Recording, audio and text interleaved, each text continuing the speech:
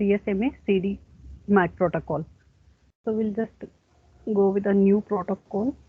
Okay, you need to see in the exam if they ask, you should able to explain what is CSMA CD, what is the main functionality it is going to provide compared to CSMA CA.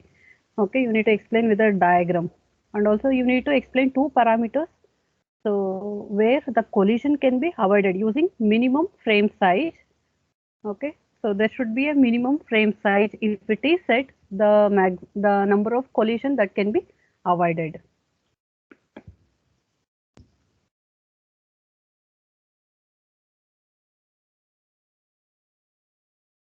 And this is a flow diagram we have discussed yesterday with respect to CSMA CD. So today we'll move on to, and also this is the energy level. So what is the purpose of energy level I told yesterday? Can someone tell? Yes. Suhas, can you tell what is the purpose of energy level?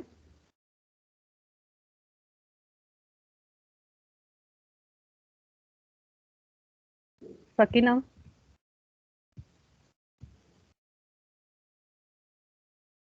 Yes, ma'am. what is the purpose of energy level? Why we have discussed this energy level in CSMA CD?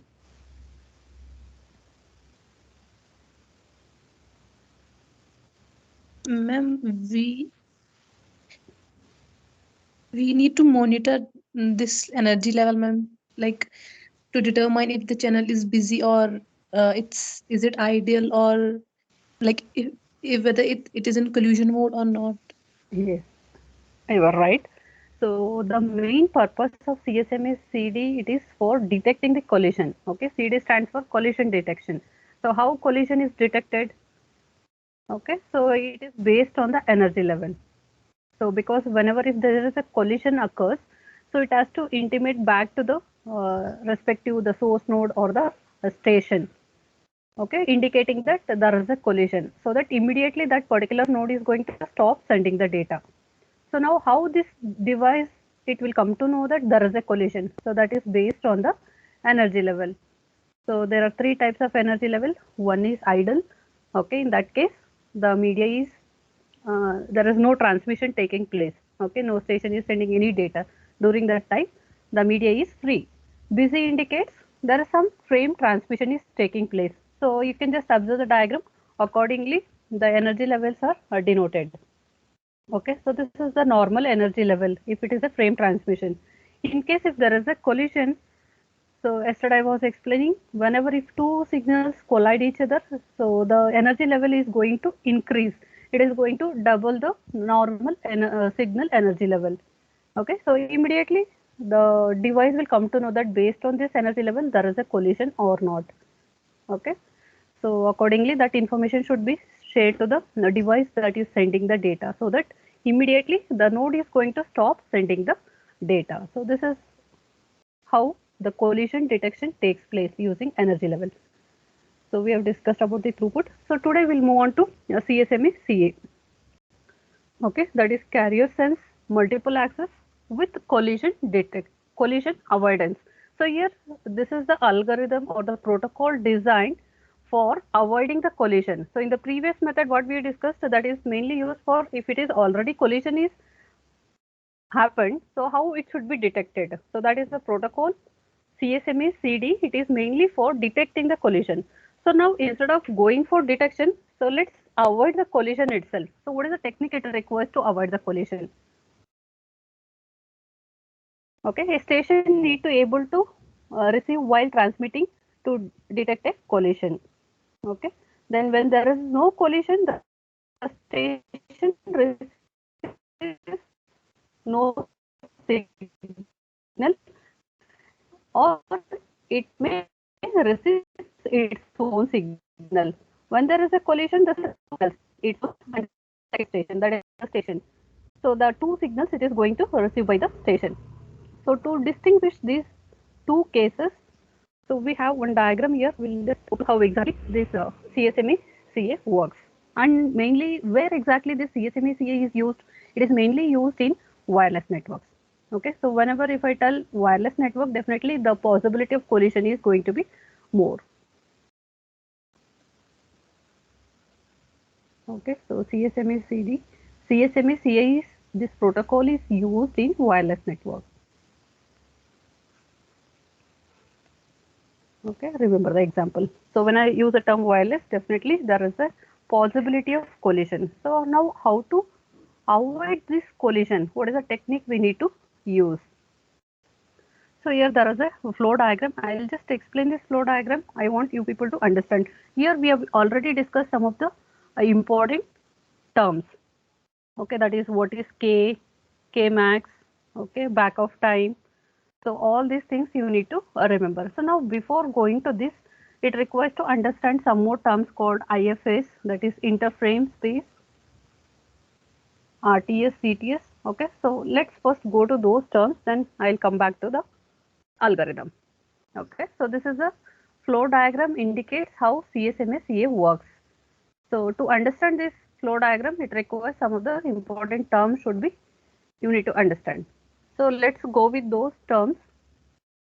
So here there is a first collision method, how the collision can be avoided using three techniques. Avoid collision using three techniques. One is interframe space, the second one is contention window, and the third one is acknowledgement. Okay, using these three techniques, we need to avoid the collision.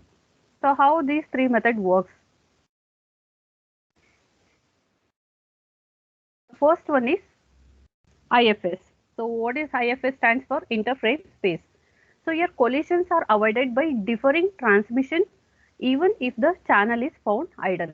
Okay, you just recall in random access protocol what happened. So as soon as the device is, if it find the media is free, immediately it starts sending the data. So due to that, what happens? There may be possibility even the other device is also finding at the same time the media is free. So then that is also start sending the data. So due to this, there will be a collision. So now that can be avoided. How? Using interframe space concept. So in interframe space concept, what happens is the transmission, even though if it the channel is found idle, okay, so it is going to defer the transmission. That means immediately it is not going to make a transmission. It is going to wait for some time. Then once again it is going to check the state of the media. If it finds idle, then only it is going to send the data. So that is called as interframe space. That means once the station is sends the media, if it finds idle, it is not going to send the data. It is going to wait for some time. Okay, when channel is idle, the station does not send immediately. Rather, the station waits for a period of time called interframe space or IFS. Okay, so this IFS time it is going, we are going to discuss like how it is used in CSMA CA algorithm. So here you need to understand this particular term. What is IFS? Okay, so this point you need to remember with respect to IFS. So when the channel sends the media, if it finds idle, immediately it is not going to send. It is going to wait for the period of time. Then later once again it is going to sense. If it finds free, then only it will send the data. So that is called as IFS frame. So after IFS time, okay, so that differing time I told, no, it is going to wait for some time. So that waiting time we call it as IFS time. If the channel is still idle, okay, after IFS time, still if it finds the channel is free, then station wait for contention time. Okay, so this is one more additional technique that is added, contention time. Okay, I'll explain, just remember. So it is going to wait for some more time. Immediately once again it is not going to send the data. Then finally after this contention time, the station if it finds the channel is free, then only it is going to send the data.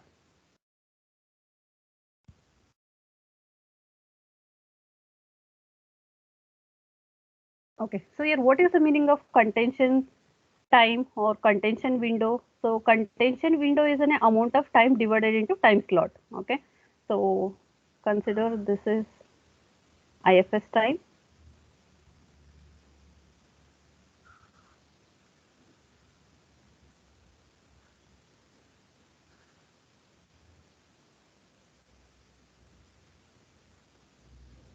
Okay, after IFS time, once again it is going to not, the channel is not going to send the data. I mean the station is not going to send the data. It is going to wait for IFS time. After that, there is one more waiting time, that is called contention window time. And this contention window time, this is once again just a time information. Okay, from year to year, once again the station is not going to send. Instead of that, it is going to wait. Okay, so it is going to wait for contention time. So this contention time is nothing but it is a time period in which the time, some set of slots of time it is going to wait. The station is going to be waiting state. It is not going to perform any transmission. So this is called a contention time. How this contention time slots are formed? Okay, so whenever you just consider, when the station is finding after IFS time, if it is finds busy, okay, so in that case it is going to just wait for one slot of time. Okay, after this one slot of time, once again it is going to check the state of the media. If it is still busy, then contention window is increased to 2. Okay, this is called as exponential time information. Each time it is going to just increase the waiting time of the station in case if the media finds busy. Okay, after some time, okay, after some particular set of slots, if the media still finds, if it is free, then the station is allowed to send the data. Okay, so this is how it is going to differ the uh, sending of data even though channel is free or idle. Okay, and contention time, it is not going to be same. Each time when it is trying to check the state of the media, it is going to increase the number of slots double. First time it is 1, next time it will be waiting for 2 slots, next time it is going to be 4 slots. Like that, the contention window, it is keep on going to increase in case if the media is busy. Next, acknowledgement. So there may be a collision resulting in destroyed data. So in the CSMA CD, I told there was no acknowledgement, but in case of this, so there will be an acknowledgement. Okay, there may be a collision resulting in destroyed data. In addition, data may be corrupted during transmission. To ensure that the data is received successfully or it met with a collision, it requires to send the acknowledgement. So there is a positive acknowledgement is sent in case if the station is uh, sent the data successfully without any collision.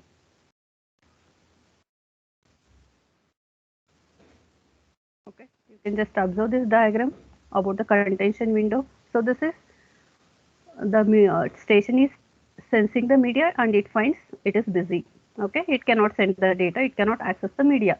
You can just observe here at this point, it's the station finds that, okay, it is, somebody is unmuted, just mute yourself. Okay, it is free, then immediately it is going to wait for IFS time. Okay, interframe space time. So some amount of time it is going to wait. After that, it is going to follow the contention window. Okay, that means once again the station, it is going to check the media. In case if it is busy, it has to wait for some set of slot of time information. And this, how these slots are increased, I told it is going to increase the number of slots in the form of exponential. Each time if it finds busy, the slots is going to be doubled. That means the waiting time it is going to be doubled. Okay, at some point of time, once again if it sends the media, maybe if during that time if it is free, then that station is allowed to send the data. Okay, so this is a technique used in CSMA CA.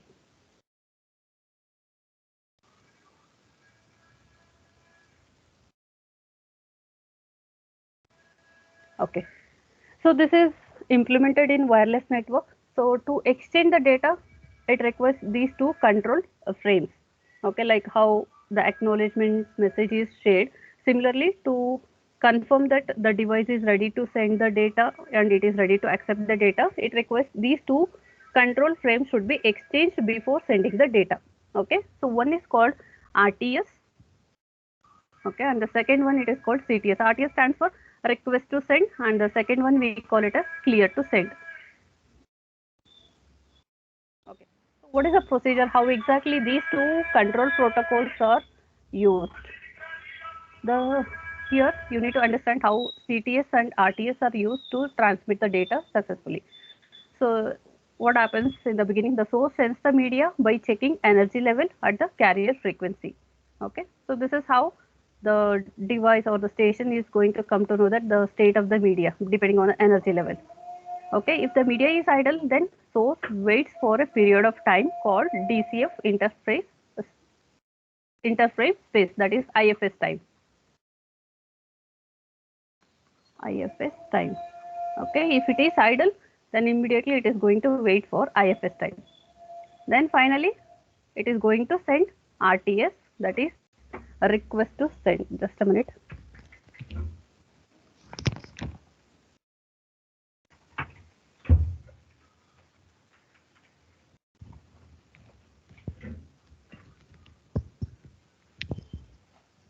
Okay, the station is going to send the RTS message, RTS frame to the destination. What the destination is going to do? So destination, it receives the RTS. Okay, wait a period of time called a short interframe space. See, IFS time is not going to be the long duration, it is going to be a short time duration. Even after receiving RTS frame, it is something like this. Consider this is source and this is a destination device. Okay, after IFS time, still if the media is free, okay, then source is going to send RTS message to the destination, and this destination station, it is going to wait for IFS time. Then what happens? It is if the station is ready to receive the data, okay, so waits for IFS time and send a control frame called CTS, clear to send to the source. Okay, destination is going to reply to the source using a CTS message. So here, what is the indication of CTS to the source? CTS indicates that destination is ready to receive the data. Okay, it is something like I have explained about TCP/IP protocol, three-way handshake. Okay, it is not just directly sending. First, it is going to check the destination is ready to receive the data. Okay, if the destination is ready to receive the data, then it has to acknowledge. The destination device should acknowledge with CTS. Okay, and if it is received at the source, then source is going to start sending the data. Okay, the source node is going to receive the CTS once again, wait for a period of IFS time and sends the data to the destination. Then actual transformation of data takes place. Okay, so the destination receives the data, then wait for a period of time. Okay, this IFS is very important because we have seen that in random access protocol, as soon as it receives the data or if it finds the media is idle, immediately if it is start sending the data, so it leads to a lot of collision. To avoid that, in CSMA CA they are using IFS time. Okay, each time the source or the destination, it has to wait for some amount of time, then it is going to reply back to the other end of the station. So here, once the data is ready, received at the destination, it is going to wait for IFS time, then acknowledgement is sent. What is the meaning of acknowledgement here?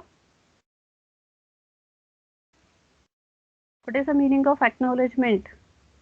So the destination node is sending acknowledgement to the source. What is the meaning of that? Someone tell?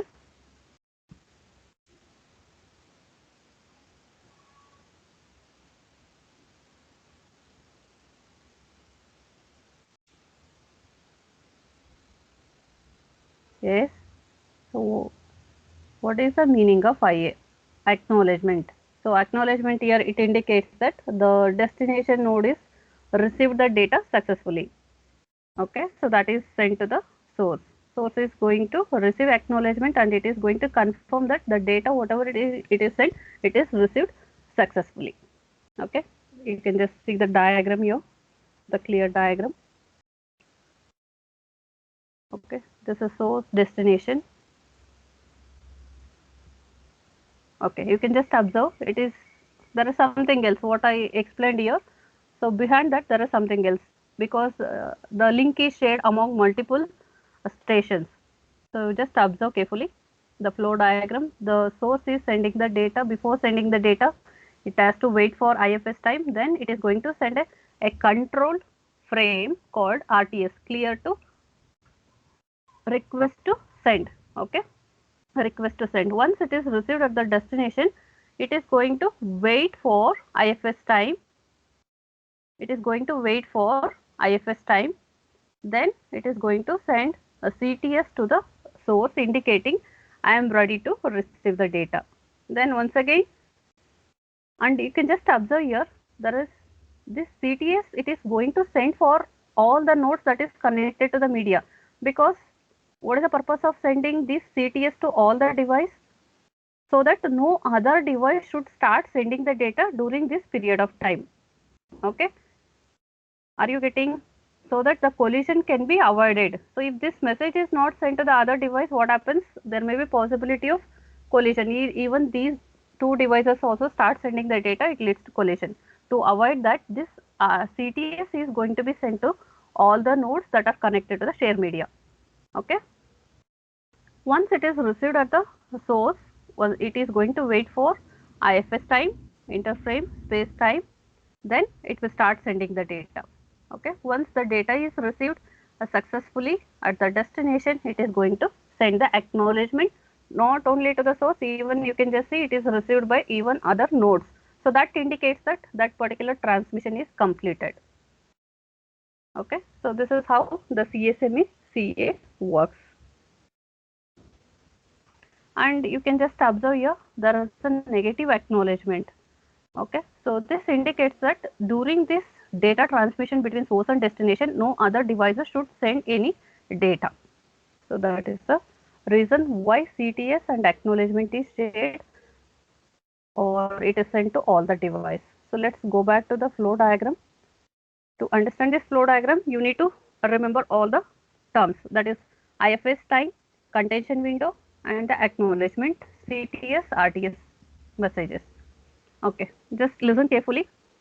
So here this is the start of the execution of this CSA, CSME and CA.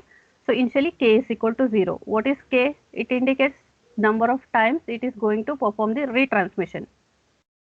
Okay. So in the previous algorithm, we have kept K max is equal to, because there is a limit how many times it has to retransmit in case if there is a collision. So K max it is set to 15. Initially K is equal to 0, and it can be repeated up to, it can retry to send the data up to K max. And there is a back of time. So that is the device should, before sending the data, it has to wait for back of time. That is random amount of time it has to wait. Then IFS, CTS and RTS. So let's go into the algorithm. Initially K is equal to 0, listen carefully. So if they ask in the exam, you have to write this flow diagram. Initially K is equal to 0. Okay, so now after some time it is going to check, the particular station is going to check the state of the media. Is it the station, the media is free or not, the channel is free or not. In case if channel is not free, if condition fails, that means the media is busy. Okay, so some other station may be using the media to transmit the data. So in that case, it has to go back and it has to wait for some time. Then once again, it has to check the state of the media. In case if channel is free, if condition is true, okay, if it is true, then it is going to the next step, that is wait IFS. Wait IFS means it has to wait for some amount of time before, even though channel is free, it should not send the data immediately. It has to wait for IFS time. Then after IFS time, okay, so choose a random number that is between R2, that is 0 to 2 power k minus 1. Okay, so some random number is chosen, accordingly it is, the station is going to wait. Okay, so this IFS time is nothing but some random number. So from 0 to 2 power k minus 1. Okay, after this random amount of time, in case if station is still, if it finds free, then source node is going to send RTS. Okay, a request to send. That means it is telling to the destination, I want to send the data. Then it is going to set the timer. You should be knowing what is the purpose of setting the timer. Just recall in stop and wait protocol we have discussed. In case if the acknowledgement does not comes within that timeout time, it has to resend the data. Okay, so that is the reason immediately it has to set the timer. Then it is going to check a condition. So CTS received before timeout time. Okay, so here this is with respect to after sending RTS message, it has to wait for some amount of time. Okay, within that, if it is receiving CTS message, then once again there is a, if it is true, okay, it has to wait for IFS time, then it is going to send the frame. Okay, it is going to send the frame after receiving the CTS frame. It will wait for IFS time followed by sending the data. Once sending starting of the sending of the data is done, immediately it has to set the timer, because it has to receive the acknowledgement within the timeout time. Okay, set the timer and check for the acknowledgement. Is it acknowledgement is received before timeout time? Okay, if condition is true, it indicates that the data is delivered successfully at the destination. In case if acknowledgement is not received within the timeout time, okay, if this condition fails, indicate that the frame is not sent successfully. Okay, it is lost or it may be corrupted during transmission. So in that case, what is the solution? It has to resend. If it requires to resend, so you need to follow this, that is k is equal to k plus 1. Initially it was 0. So this k plus 1 indicates now this station is second time it is trying to resend the data. And you are going to check this k value. Is it k is less than limit? Okay, I told what should be the limit value. So it depends. So in this textbook they have given k max, the maximum time it can retransmit is 15. Okay, if it is 15 is less than, sorry, this is 1 is less than 15, condition is true. Okay, it goes to the next step, that is it is going to wait for back of time. Okay, back of time means once again it is a random amount of time it is going to wait, then the procedure is going to repeat. Okay, this is why repetition is required in case if acknowledgement is not received within the timeout time. In case if acknowledgement is received, it indicates that the data transmission is done successfully. Okay, is this clear? So this is how CSMA CA works. So next we'll move on to controlled access protocol. Okay. So we have discussed random access protocol. Next we'll move on to controlled access protocol. You should know the difference between these two protocols. What is the main concept used in random access protocol? So there was no control on any device. Whichever the device want to send the data, so immediately that particular device can sense the media. If it is free, it can send the data. So that was the condition or the technique it is used in random access protocol. So here, what is the technique used in control access protocol? The station consult one another. That means each station it is going to consult one another to find the station has right to send the data. Okay, so who can send the data? So there will be a control over on each station. Okay, that was not the case in case of random access protocol. A station cannot send unless it has been authorized by other station. Okay, so all the stations should give permission to send the data to a particular station, then only that can send the data. So now how this technique is implemented, what are the mechanisms are used? So in that, the first one is a reservation, the second one is polling and token passing. Okay, very simple techniques. So do you have any doubts? Mainly you just understand what is the difference between controlled access and random access protocol.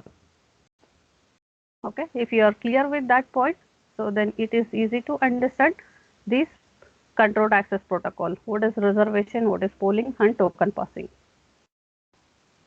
Okay, we'll start with the first one, that is a reservation. Okay.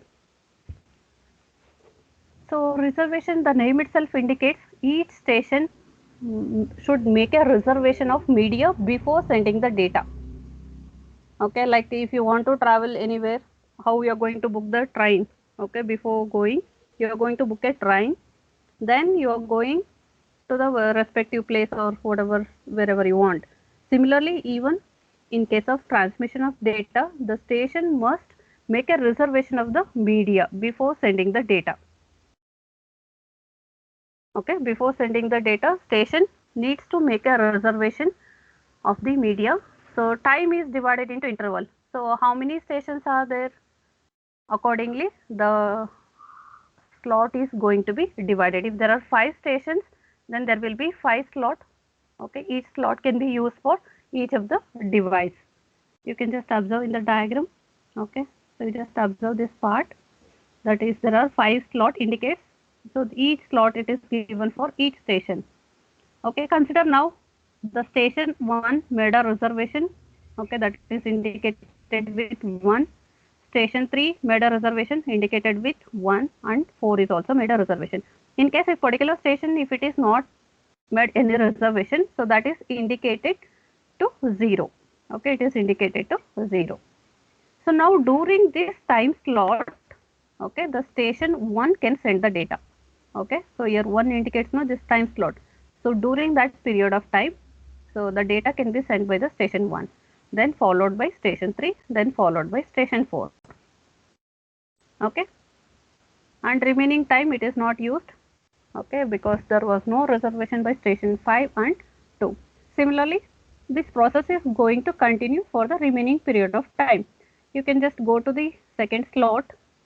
Okay, so this is a reservation information of each of the station. Here only the station 1 made a reservation to send the data during this period of time, and remaining all station, okay, it is kept 0, indicates that no reservation is done. Then accordingly that particular station can send the data during this period of time. Okay, if there is no reservation, then the station cannot send the data.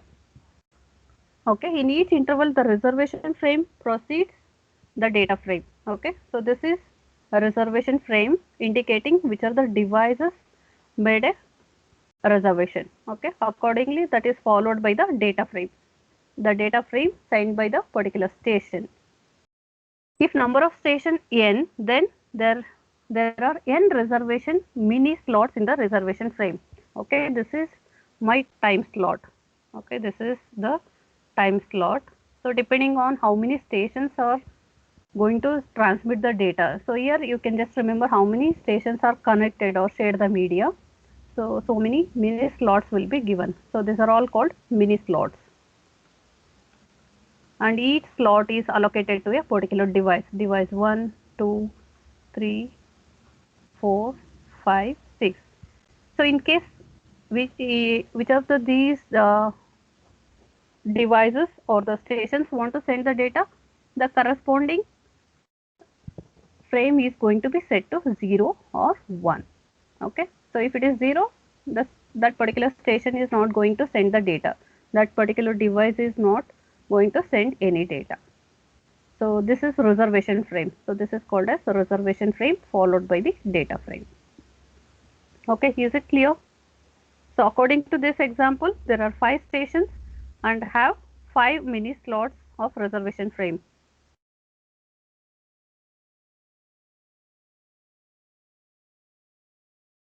Simple technique used in controlled access. So next we'll move on to polling. So in network, one device is designated as a primary station and other devices designated as a secondary station. Okay, you can just recall in the beginning we have discussed this mechanism. So if this is the primary station and the other devices are considered as a secondary station. So how this mechanism is going to work with the polling mechanism to access the media. So here the primary device controls the link. Okay, so this is the primary device. It is going to control the link. That is, control means who can send the data at that particular time. That is decided by primary station. Okay, So the primary device is always initiator of the session. It is going to initiate the session. That means transmission of data, it is initiated by the primary device. The primary device is determines which device is allowed to use the channel at given time. Okay, very simple technique. So it is going to tell which device, in case if these two devices want to access the data, access the channel, okay, which device should be allowed. So that decision is going to taken by the primary device. Accordingly, once it is decided that the station 1 should send the data at that particular period of time, then this is allowed to send the data. So like that, there is a control. Okay, so one particular device is controlling the other device. That's why the name it is given as controlled access.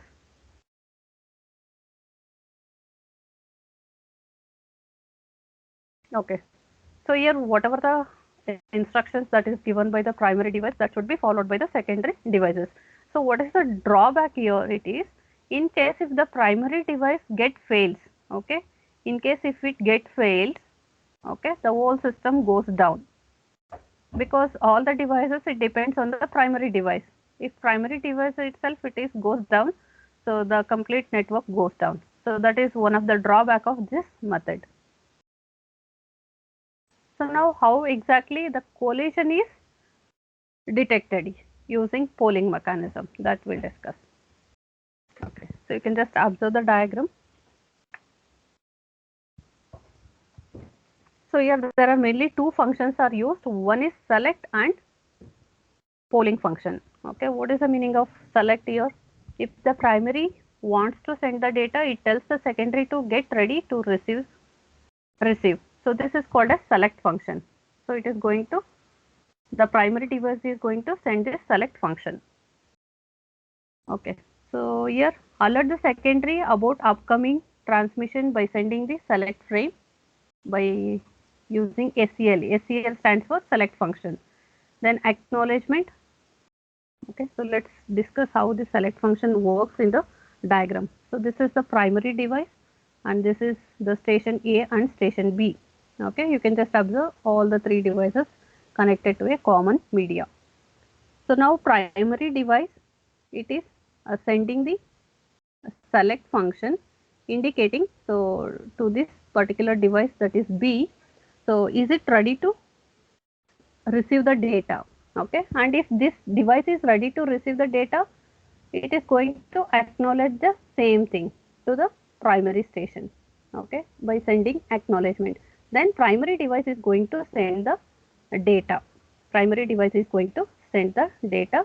Once it is received at destination, that is the secondary node, it is going to acknowledge to the primary station. Very simple technique. Whatever the data transmission it is taking place using select function, it has to communicate it through primary station only.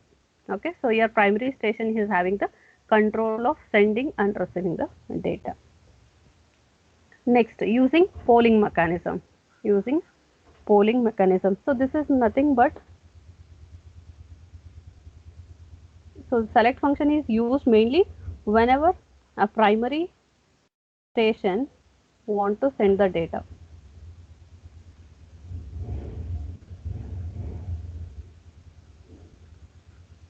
Okay, and poll function, it is used for receive the data from the second station. Okay,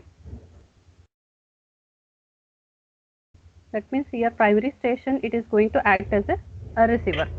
So let's see how exactly this polling mechanism works. So initially the primary, it is going to send a poll. Okay, so here what is the meaning of poll message to this device is, it is asking station A, do you have any data transmission? Okay, it is asking for station A, do you have any data transmission? In case if station B don't want to send any data, it is going to send a negative acknowledgement. Okay, negative acknowledgement is sent. Then primary station, it is going to check with the another device that is connected to the media, that is B, by sending a poll. Once again it is asking this device, do you have any data to send? In case if this device is having any data to send, then it is going to start sending the data to the primary station. Okay, it starts sending the data to the primary station. Then once it is received successfully, the primary station is going to send the acknowledgement. It is going to send the acknowledgement. Okay, so this is how you need to understand how primary station is going to control the secondary station. So whatever the communication or exchange of data takes place, it should be through primary. Okay, so consider now B want to send some data to A. Okay, it cannot directly send to A. First it has to transfer that data to primary, then from primary it has to be sent to the specified device. Is it clear? So this mechanism we call it as pooling mechanism, where there is a control over from one station to the other station.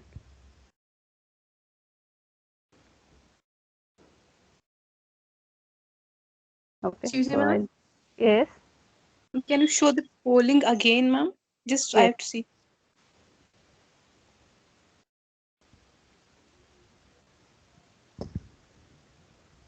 Not See, diagram, ma'am. then Just what's your doubt? yeah, this thing only, ma'am. Okay, thank you, ma'am. So it's very simple mechanism. Okay, so whatever the data exchange it should take place, it should go through primary station. Okay, whenever if primary station want to send the data, so it is going to use the select function. Whenever the primary station want to receive some data from the other station, it has to go for poll function. Okay, these are the two functions used to control the stations. Okay, select and poll. So diagrams are very important. When you are explaining polling, briefly explain what is polling. Okay, then followed by this diagram. How this diagram works, you need to explain. Diagrams are very important. So next we'll move on to token passing. Okay, you just recall a ring topology. Okay, how the devices are connected in the form of a ring topology. So here in when the devices are connected in the form of ring fashion, so each station it is provided with, not each, there will be a token circulating within that ring. Let me just write one small diagram for this. Consider A, B, and this is C, and this is D. Okay, so all these devices are connected in the form of a ring topology. So now whenever each of these stations want to send the data, consider the transmission of data starts from here in this way, in this direction. Okay, so there is a token circulating within this ring. Okay, token means like if you want to visit any exhibition, okay, you should have the ticket, no, over having that particular ticket only that person is allowed to get inside. Okay, in case if you don't have token and you are not permitted to get into the exhibition, like that. Here whichever the station that is having token, that station is allowed to send the data. Okay, so we'll just see how exactly this ring or token passing method works. Consider now A want to send the data. This is a station. Okay, it want to send the data means first it has to check is it having token or not. If this device is having token, then it can start transmitting the data. Okay, once the transmission is completed, it has to release this token. It has to release this token, and that token it goes to the next device. Okay, and it checks that this device or this station is having any data to send, then it is going to hold this token. If it is not having any data to send, then it is going to release this token that is passed to the next station. Okay, that means whenever the station want to send the data, it should have that particular token, then only that particular device is allowed to send the data. Okay, and the important thing is there should be some algorithm that should keep on monitoring about the state of the token. Is it the token is alive or it is destroyed? Okay.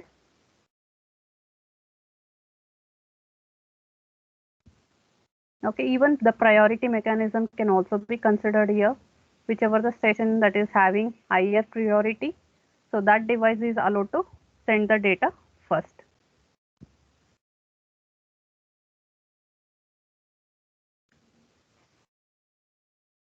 Okay, so here we call it as a term called current station. So the current station means the device that is holding the token, that is called a current station, and to which device it is going to send the data, that is called as successor.